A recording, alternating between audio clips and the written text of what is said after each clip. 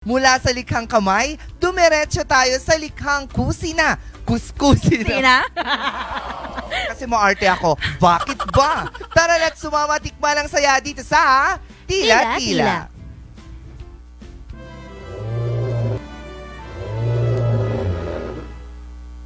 Mula sa makukulay at nakakamanghang karosang gawang bulaklak sa Panagbungag Grand Float Parade, atin namang bubusugin ng tiyan sa mga pagkaing nakakatakam at patok sa masa.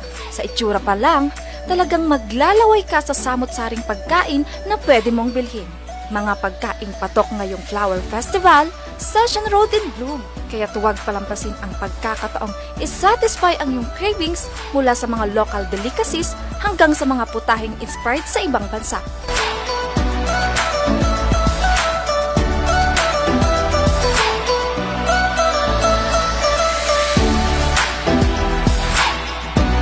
Talagang nga namang Session Road is booming dahil sa iba't iba at masasarap na pagkain matatagpuan sa mga food stalls dito sa kahabaan ng Session Road bilang parte ng selebrasyon ng Panagbungag 2025. Ako si Yvonne at samahan niyo akong mag-food trip at tikman ang mga pagkaing patok ngayong Flower Festival. Tara!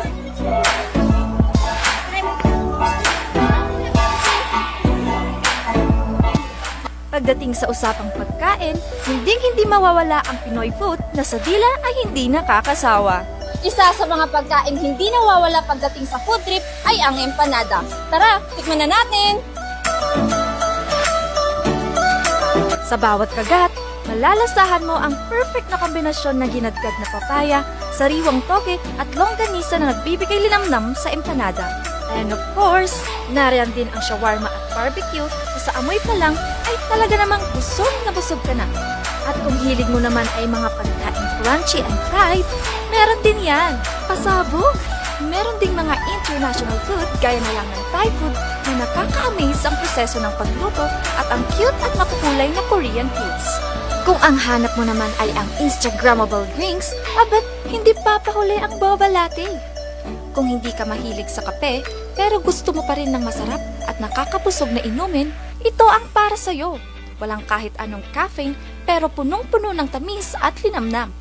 At ang pinaka-espesyal na twist, ang homemade pearls na makikita mo mismong niluluto sa asukal, na nagbibigay sarap sa bawat higop. Kung ikaw ay mahilig sa matamis, siguradong swak na swak ito sa'yo. Bukod pa dyan, tikman naman natin ang inuming hindi lang lasa ng strawberry ang panlaban, kundi pati ang matamis na aroma ng rosas.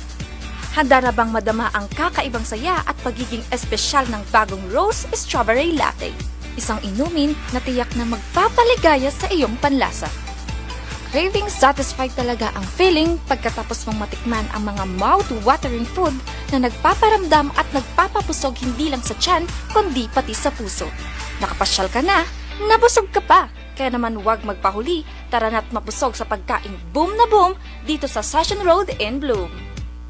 Ayan, busog na naman ang mga mata ng ating mga ka-MB, Miss Bea. Kaya nga parang, alam mo, magtatapos na ang Session Road in Bloom. Oo. Hindi pa talaga ako napupunta doon mag-food trip. Kahapon, Miss Bea, pumunta talaga ako dyan. Mga 20 minutes talagang sinuyod ko lahat Uy, pababa. Grabe, anong nangyari?